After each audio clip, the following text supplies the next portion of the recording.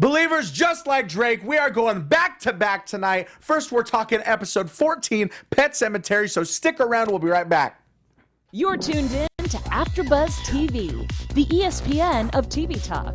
Now, let the buzz begin. What does going back to back like Drake mean? Drake had a song called Back to Back. Okay. Where he was dissing Meek Mill. It was very good. Okay. Guys. Diss tracks are hot right now. They are. See? We're topical. That's what we're doing. We're being topical. Guys, this is the Lucha Underground After Show right here on AfterBuzz TV. This is, like I said, loud. This is the first of two shows that we'll be doing tonight. We're going to be doing separate streams, changing it up a little bit. Instead of one double episode, we're going to break them down, one, then the other, so we can focus and stay on track. Because I don't know if you've seen the show before, we sometimes have a little bit of trouble doing that. Go off in the rails on a crazy train. On a very, the craziest. It gets a little wacky here. It gets a little wild. AfterBuzz After Dark, you could say. Guys, my name is Ty Matthews. As always, you can find me on all forms of social media at Ty Matthews PMA. Boo! Joining me as always. I'm back. To my left, he's back. It feels good to be back. Back on his ish, if you could say that. He is not in the booth. He's at the table. He's a wrestling fan, a historian, a collector of action figures for y'all watching the YouTube stream. You can find him online. Devil. That's the Rachel Devil. You can find him online at Jimbo in the Booth because he's Jimbo in the Booth. James Franck. Hi. It's good to be back. Hello. Sorry, Yes. I missed so many episodes. In Rachel's absence, we've got this satanic little luchador here. I know, it's been so long. I know. I had to watch episodes to like catch up. You got to binge watch to catch up. 14 and 15, which we're at now. Yeah. But 13, before we get into wild. it, the Melissa Santos fight scene with Katrina was one of the best things ever, and they should win an Emmy for that. Moving on. Emmy's all around. Guys, as you heard the Ramones singing at the top of this episode, we're talking Pet Cemetery. That's the name of episode 14. Let's get into it. Starts with Ivelisse versus Dragon Azteca for the Gift of the Gods, right? For the Gift of the Gods title, just a straight up and down luchador versus luchadora championship match. And that's the kind of match it was. It was a lot of like arm drags, DDTs, back and forth. It was a pure technico contra technico match. Wow, you said that really well. A little bit. I took a little bit of Spanish.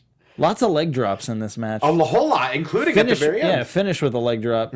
Top rope leg drop. Does he do? I think I looked away right when he did that leg drop. Does he do the old Kenny Dykstra leg drop? Okay, I thought he almost did. He does that when he's standing. He does that as a standing leg drop. That's what it is. Yeah, he doesn't go full squirrel off the top. Where he reaches back and grabs his ankles. Love it. I love that move. There was a great Ensaguri kick that Ivelisse hit that had gnarly Foley on it. Absolutely. What a crack. We sometimes, I don't know if we've ever had time to get to it, but the plan has always been to do a special segment called Foley is God. I think we say that every week, but we never have time to do it. That there that is was your Foley is God perfect of example. this episode for sure. We'll get to that. We get a destroyer. Man, Lucha Underground loves their destroyers. Between episodes 14 and 15, not to jump ahead to the next episode, Dr. J and Snoop. But remember when P.D. Williams was the only one that did the Canadian Destroyer? Man, that's like... And I heard he stole it from Quiet Storm. Really? Yeah. I don't know. Who's Quiet Storm? Quiet Storm, he was trained by... oh my God. I feel like such a dummy right now. Anyway. Yeah, I don't know. I want to say he was trained at the Mikey Whipwreck School with all of those guys. Okay. And his finishing move was the Storm Cradle Driver, which is kind of like the Gonzo Bomb. Oh, okay, yeah, sure. And rumor has it he tried to do like a running across the ring version of the Canadian Destroyer, and that's where P.D. Williams saw it. And Interesting. was like, oh, I can do that. The Destroyer, it's got to be, I don't know if this is blasphemy for me to say. I don't know. The dumbest move in wrestling? No. No sense? Not that. I was going to go the opposite. I was going to say the Destroyer might be this generation's DDT. Oh, what do you think of that?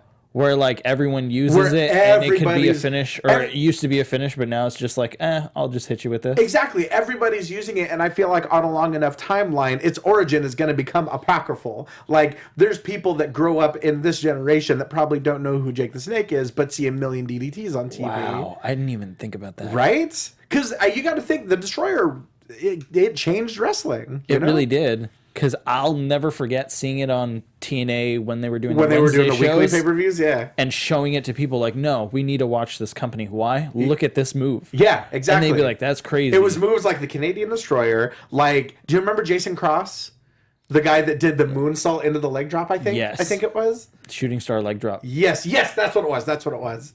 Wild Crossfire, stuff, y'all. I believe he called it. Yeah, there you go. Because if wrestling isn't about puns, then what is it really about, guys? That's what I'm saying here.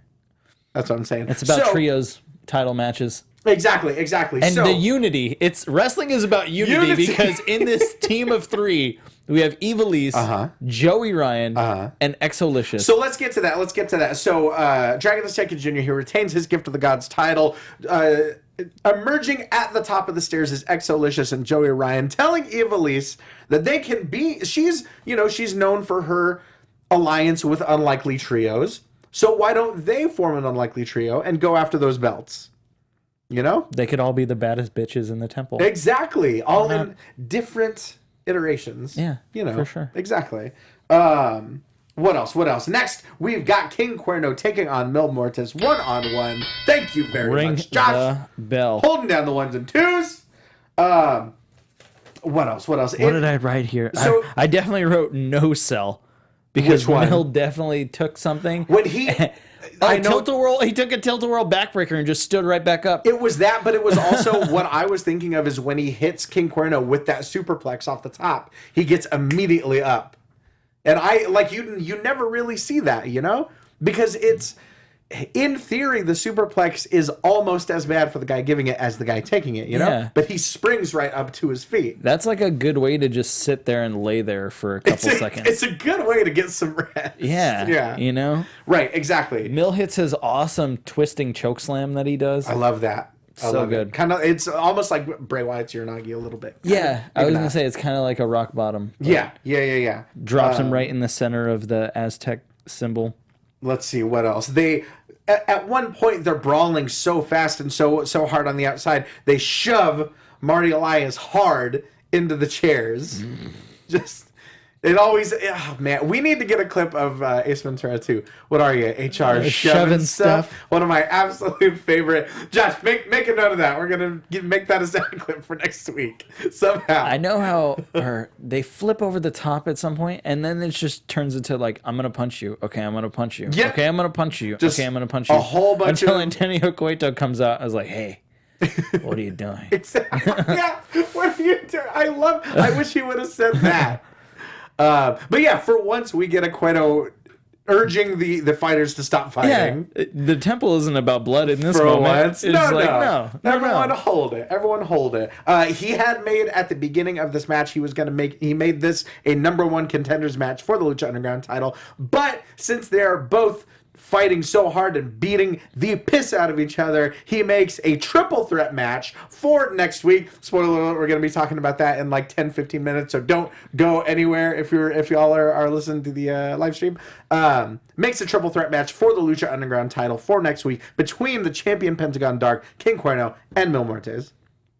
Card stacked against Pentagon again. Of course. As always, as they always are. Getting into our main event, we've got Trios titles action. Aerostar, Drago, and Fenix taking on the Reptile Tribe of Daga, Cobra Moon, and the still brilliantly named Jeremiah Snake. Jeremiah Snake. God, it's so damn good. I forgot about the Super Friends. Matt Stryker was so happy. He's like, the Super Friends are back together. You know, we've got the Dragon, and we've got the guy that came back from the dead, and we've got the Time Traveler. Wrestling's normal. Dude, okay, so I was trying... Thank you. I was trying to explain that.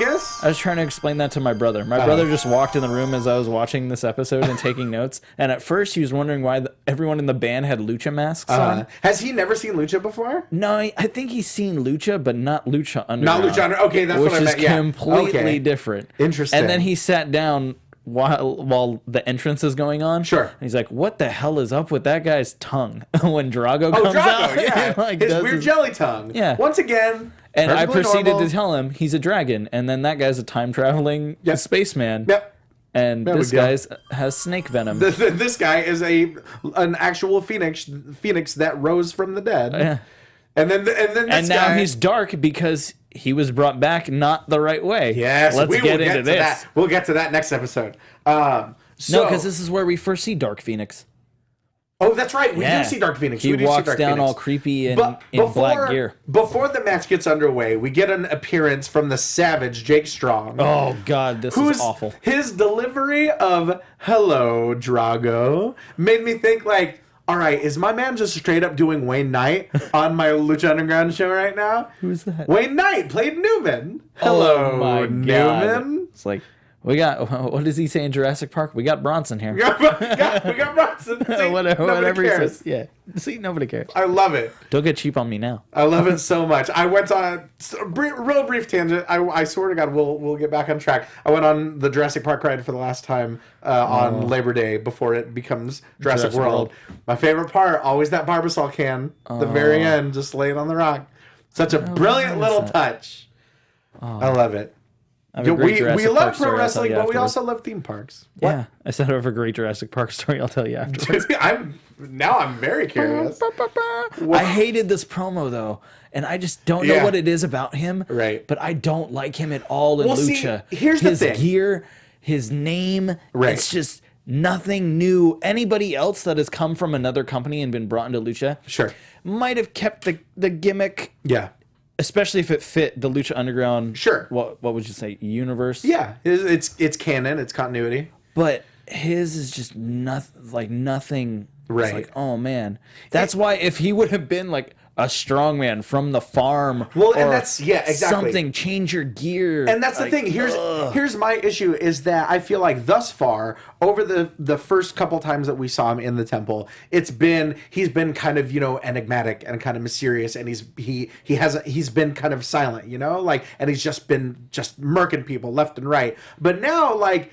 He just cuts just a normal ass promo where he's just like, I'm a wrestler and wrestling's better than Lucha Libre. Well, like, where did that come from? If that was the angle they were gonna go, they should have made him like a hitman for hire, where he comes out and he breaks ankles. Oh, that'd be cool. Kind of how Pentagon is breaking arms. Sure. Like, oh, you want to get someone out so you can move ahead? Well, like, I'll go in there and break their ankle because I don't care about this. Because now that he's just anti-Lucha, he's just the real American again. Yeah. Oh my God. And that gear with the like shimmery gold, it just doesn't look good. Yeah. Not a fan of it. Yeah. So when Jake Strong hits the scene, he grabs the mic and he tells the Lucha Super Friends that if they win the trios titles tonight, that they're going to have to defend them against him and only him. It sounds like something I saw in Championship Wrestling from Hollywood. Especially to me, it's very familiar territory, given my association with Eric Watts, former tag team champion of the United Wrestling Network. Yeah, he was one man that was the champion. No tea, no shade, no pink lemonade. Okay. Moving on. So moving on. I know the match starts with real quick, hang on, before we get into the match, Jake Strong also, he gives them one of these, which just makes it look like he's just bashing action figures together. I don't know why when he did that, I just pictured, remember when Drago puts his arms together and it looks like a dragon's face? What? Yeah, I never told you that. No, what? So he has like the wraps on his arms that are eyes. And then with his arm guards that look like the dragon's face. So if he clenches his hands and goes like this and makes like a almost whatever kind of pose, for those of you listening, go on YouTube and check us out. I have never. It makes a dragon's face. I've never once heard of this. Yeah, that's pretty wild. That's very just creative. Like very creative. Way Costume to go design. Intricate in your gear. Yeah. So it's the little thing. When he did that, I was like, "Oh, is he telling Drago make the dragon face? Exactly. Make your dragon's face." But it looked like he did this, and it just made it sound like he was saying like, "I'm gonna bash you together like action figures." Like toys. Don't ever play with your toys like that. But yeah, getting into the match, we see this awesome DDT from Drago where he's standing on the top rope, jumps out, puts his knees on one guy's shoulders, falls straight forward, lands on another guy into a tilt-a-whirl DDT. I thought what he was going to do is, like, it wouldn't be a Rana because your legs are the other way. Sure. Like a head scissors? Yeah. Would that be a head scissors? Yeah. Where he just, like, rolls forward and then the guy that has his ankles around his head hits Jeremiah Crane, instead of him landing on him to DDT him, Right. just like flip you into him, and then you both knock each other over. Yeah. I love how the match started with the Crane doing a double clothesline to the 2 other guys in the ring. Oh, that's right. Like, what match starts with two people from the other team in the ring, and then the one guy takes both of them out with the first move? Yeah, exactly, So exactly. weird to me.